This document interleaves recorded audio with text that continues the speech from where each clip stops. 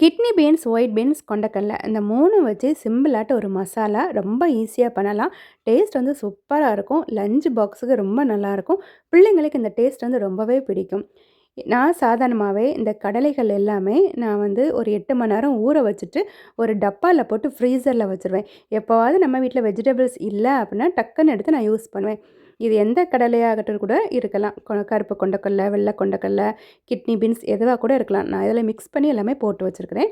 கொஞ்சமா குக்கர்ல எண்ணெய் போட்டுட்டு, சின்ன சின்னதா வெட்டி வச்சுக்கக்கூடிய வெங்காயம் போட்டு லைட்டா வதக்கிட்டு, சின்ன சின்னதா வெட்டி வச்சுக்கக்கூடிய இஞ்சி, பூண்டு, பச்சை மிளகாய் போட்டு லைட்டா வதக்கிட்டு, 2 தக்காளி போட்டு அதையும் லைட்டா வதக்கிட்டு, நம்ம ஆல்ரெடி ஊற வச்சிருக்கக்கூடிய கிட்னி பீன்ஸ், ஒயிட் பீன்ஸ், கடலை எல்லாமே போட்டுட்டு, கொஞ்சமா தேவைக்கு உப்பும் போட்டுட்டு, வத்தல் பொடி, மஞ்சள் பொடி, மல்லிப்பொடி, கொஞ்சமாட்டு கரம் மசாலா பொடி எல்லாமே போட்டு, இதையும் நல்லா வதக்கி விட்டுட்டு, இதில நான் கொஞ்சமாட்டு புதினா, மல்லி இலை போட்டிருக்கேன். அதையும் போட்டு, தண்ணி எதுவுமே விட வேண்டாம். நல்லா மிக்ஸ் பண்ணிவிட்டு, அப்படியே மூடி வச்சு, ஒரு 3, 4 விசில் வச்சு எடுத்துடலாம்.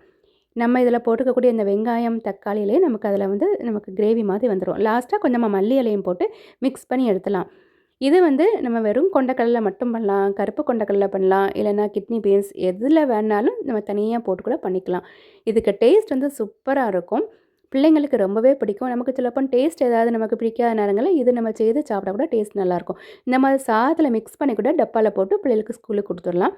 இதை மாதிரி ட்ரை பண்ணி பாருங்க. சூப்பரா இருக்கும். Thank you.